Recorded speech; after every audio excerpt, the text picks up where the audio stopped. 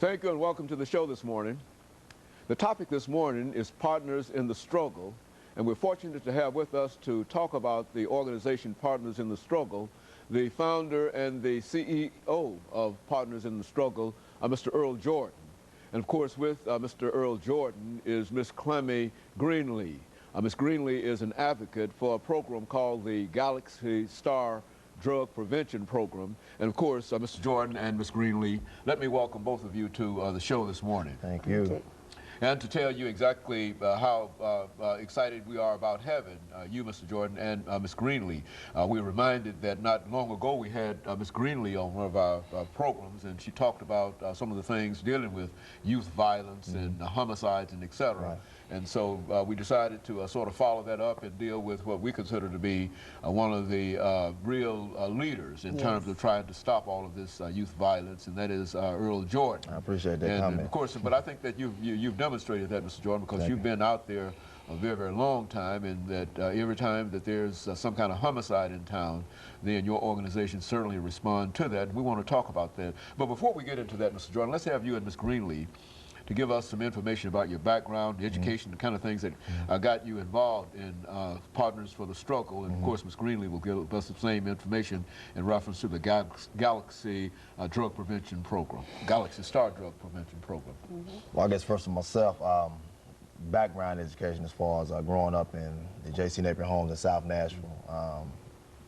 Come from two beautiful parents, my mother Marie Jordan, my father Arthur Lee Jordan, who's passed away. Went to McGavick High School, played basketball, and was a student in one of your classes at Tennessee State University. Thus coming into Partners in the Struggle and how it was originated. Back in 1995, there was a little girl by the name of Adrian Nicole Dixon who was murdered at the Hickory Hollow Mega Market. Being a first-time father, my daughter on September 23rd of 1995 was born. And I sat there and thought about what would I do if something like that was happening to my child. And I knew at that time God just moved into me to say, Earl, you know, I want you to do something where you could support these families and be a voice for loved ones who've been murdered. I really didn't know what type of concept I wanted to do, but I knew I wanted to be voiceful.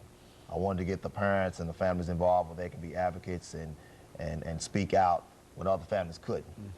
And that's what we're doing right now with Partners in the Struggle. And even though it's a tragic concept, when things happen when our loved ones are murdered, we still got to be educational about the situation when gun violence arises. How can we stop it, and what's really going on with our loved ones when they're murdered, who's doing the killings. So that's the background. Very good. And of course, Ms. Greenlee, let's talk about your involvement and how you became involved with not only Partners in the Struggle, but say something about the Galaxy Star Drug Prevention Program.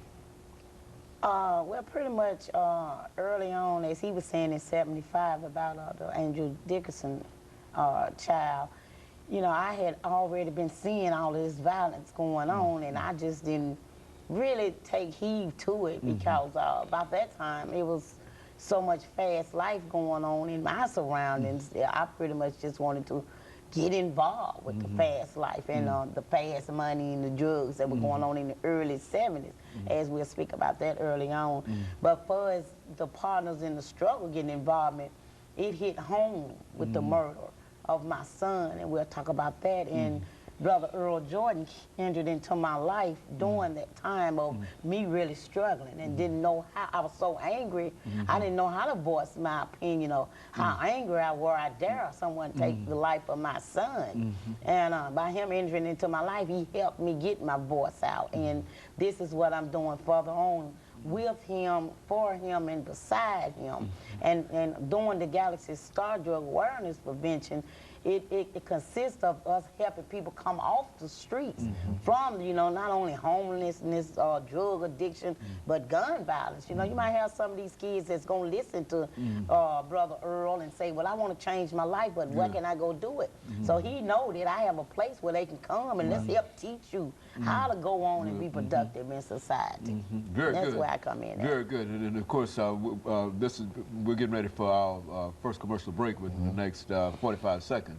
but this is essentially what we want you to do, to give our audience some idea in terms of some of the challenges that are facing our young people today, dealing with drug violence, with gun violence and drugs and some of the other things, and perhaps what they individually might be able to do in order to assist you, because I think, as you've indicated on a number of occasions, that the homicide rate in town is 80, 85, or whatever, and there are therefore 85 individuals who have been affected by that, and I think that under you, working with you, they could form a very, very important coalition and be almost as effective as you and Ms. Greenlee are together. And of course, we'll be back following this very, very short commercial break.